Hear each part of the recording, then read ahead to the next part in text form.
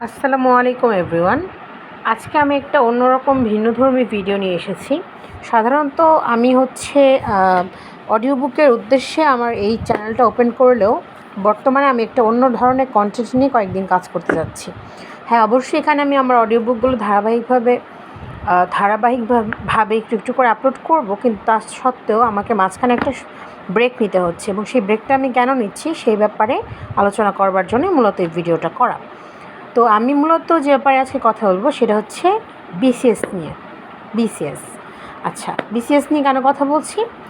Audio book করার একটা উদ্দেশ্য ছিল যে সবাইকে বই পড়ার প্রতি এবং বাংলা সাহিত্যের প্রতি আগ্রহী করে তোলা। তাহলে বাংলা সাহিত্য বা যে কোনো ধরনের অনুবাদ সাহিত্য বা অন্য যে কোনো ধরনের বই পড়ার ক্ষেত্রে আমাদের যে সমস্যাটা হয় সেটা হচ্ছে কনসেন্ট্রেশনের অভাব অথবা যথাযথ সময়ের অভাব। তো সেই সময়ের অভাবে মূলত আমরা অডিও বুকের প্রতি বেশি ঝুঁকে থাকি। এখন এই ঝোঁকটা থেকে অনেকে বই শোনে, বই পড়ার থেকে তারা বই শুনতে বেশি পছন্দ করে। তো সমস্যাটা সেখানে না, সমস্যাটা হচ্ছে যে আমি হঠাৎ করেই অডিও বুক বাদ দিয়ে এখন অন্য কিছু বই নিয়ে কথা বলবো। আমাদের মধ্যে যারা বিভিন্ন রকমের ইতিহাস সাহিত্য এবং বিভিন্ন রকমের অ্যানশিয়েন্ট সময় নিয়ে আমরা পড়াশুনো করতে চাই বা জানতে চাই, যারা আমরা সাধারণ বইপ্রেমী তাদের কাছেও এই বিষয়টা উল্লেখযোগ্য, এবং যারা আমরা বিসিএসের জন্য প্রিপারেশন নিচ্ছি, বিশেষ করে প্রিলিমিনারির জন্য, তাদের যে বিসিএস প্রিলিমিনারির সাধারণ জ্ঞান অংশটা রয়েছে সেই অংশটার জন্য আমরা এই ভিডিওটা খেয়াল রাখবো। আচ্ছা, আমরা যেটা বলতে চাচ্ছিলাম যে বাংলাদেশের ইতিহাস এবং বিশ্বের যত ইতিহাস আছে তার সম্পর্কে একটা বেসিক ধারণা জানতে হলে, অথবা বিসিএস প্রিলিমিনারির জন্য যে সাধারণ জ্ঞান অংশটা রয়েছে, বিশেষ করে ইতিহাস এবং পৌরনীতি অথবা ভূগোল যে অংশটা রয়েছে, এই সমস্ত অংশগুলোকে ভালোভাবে পাকাপোক্ত করার জন্য আমরা যে কাজটা করব সেটা হচ্ছে সর্বপ্রথম আমরা ক্লাস 8-এর বাংলাদেশ এবং বিশ্ব পরিচয় যে বইটা রয়েছে ওল্ড কারিকুলামের, সেই বইটা দেখব। এই বইটা দেখব আমরা যে এই বইটার মধ্যে আসলে কী কী সূচিপত্র রয়েছে। সর্বপ্রথম আমরা এই বইটা দেখলে আমরা ছোটোবেলার কথা মনে পড়ে যাবে, যখন আমরা সর্বপ্রথম বাংলাদেশের মুক্তিযুদ্ধ এবং অন্যান্য বিষয়গুলো সম্পর্কে আস্তে আস্তে অবগত হচ্ছিলাম। তো আমি কিছুদিন আগে পুরনো লাইব্রেরিতে গিয়ে, আমাদের নরসিংদী কালীবাজারের পুরনো লাইব্রেরিতে গিয়ে কয়েকটা বই কালেক্ট করে নিয়ে এসেছি, কারণ আমার একটা আগ্রহ ছিল যে ইতিহাস এবং ভূগোল নিয়ে একটা বেসিক ধারণা তৈরি করা এবং বিসিএস প্রিলিমিনারির জন্য সেটার একটা প্রিপারেশন দাঁড় করানো বা একটা বেস দাঁড় করানো। তো এখানে আমরা যে এগুলো দেখতে পাচ্ছি, সেখানে আমরা যদি একদম প্রাথমিক ইতিহাস নিয়ে শুরু করি, তাহলে এখানকার যে আমরা দেখতে পাচ্ছি এখানে একটা দারুণ সূচিপত্র রয়েছে। এই সূচিপত্রটা আমরা যদি ফলো করি তাহলে বাংলাদেশের প্রাচীন যে সাহিত্য এবং মুক্তিযুদ্ধ নিয়ে প্রাচীন যে ইতিহাস এবং মুক্তিযুদ্ধের যে ইতিহাস সেটা সম্পর্কে একটা প্রাথমিক ধারণা পাবো। এবং আমাদের বিসিএসের সাধারণ জ্ঞানের জন্য এই বইটা জাস্ট 2 থেকে 3 বার যদি আমরা শুধু রিডিং পড়তে পারি তাহলে আমাদের জন্য যথেষ্ট উপকার হবে। আচ্ছা, ক্লাস 8-এর বাংলাদেশ এবং বিশ্ব পরিচয় বইয়ের পরে ক্লাস 9-এর বাংলাদেশ এবং বিশ্ব পরিচয় বই নিয়ে আমি আলোচনা করব। ক্লাস 9 এবং 10-এর বাংলাদেশ ও বিশ্ব পরিচয়, এই বইটা মূলত যারা সায়েন্স নিয়ে পড়াশোনা করেছি তাদের সায়েন্সের গ্রুপের সাবজেক্টের পাশাপাশি এই সাবজেক্টটা ছিল। এই সাবজেক্টের আমরা যদি দেখি যে এটার সূচিপত্র অনেকটা ক্লাস 8-এর বইয়ের সাথে মিল রেখে করা হয়েছে, তাহলে আমরা বলতে পারি যে ক্লাস 9-10-এর যারা আর্টস ব্যাকগ্রাউন্ডের আছি তাদের ইতিহাস, ভূগোল এবং পৌরনীতি 3টা বিষয়ের সমন্বয় হচ্ছে এই বইটা।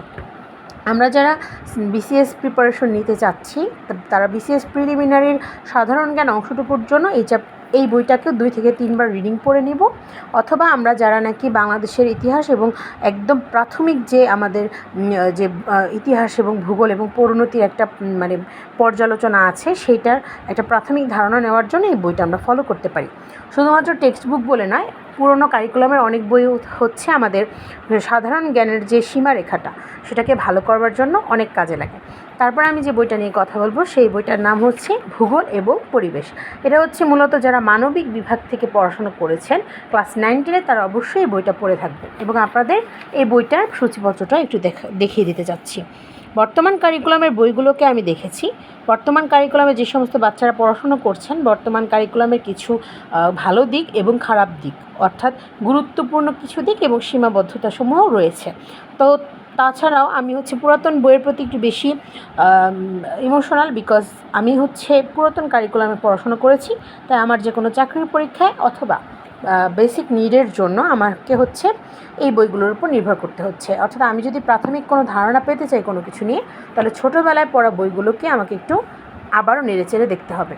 তারপরে আমি যে বইটা নিয়ে বলছি, আমি যেহেতু সায়েন্স ব্যাকগ্রাউন্ডের স্টুডেন্ট ছিলাম, মানবিক বিভাগের এই বইগুলো আমার পড়া হয়নি, তাই এই বইগুলোকে বর্তমানে আমি সংগ্রহ করেছি আমার বিসিএস প্রিলিমিনারি পরীক্ষার প্রিপারেশনের জন্য এবং সাধারণ একটা জ্ঞানের বেসিক দাঁড় করানোর জন্য।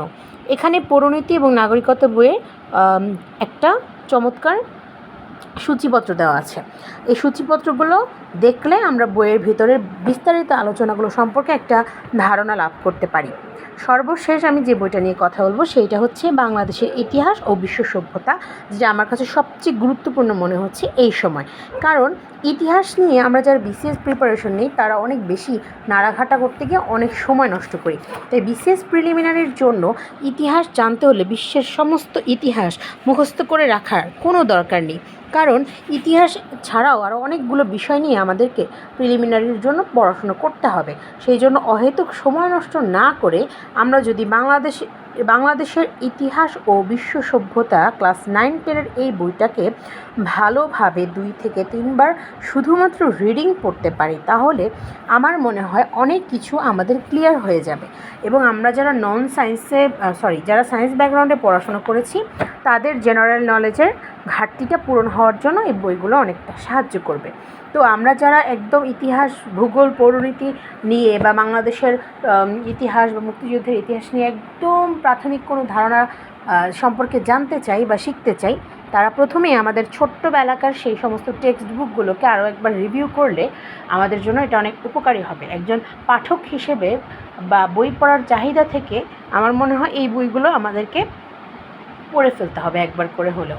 আর যারা আমরা বিসিএস প্রিলিমিনারির জন্য প্রিপারেশন নিতে চাচ্ছি বা যে কোনো সরকারি চাকরির জন্য প্রিলিমিনারি একটা ভালো প্রিপারেশন নিতে চাচ্ছি, তাদের প্রাথমিক যে বেসিক দাঁড় করানোর জন্য হলেও এই বইগুলো 2 থেকে 3 বার ভালো মতন রিডিং পড়তে হবে।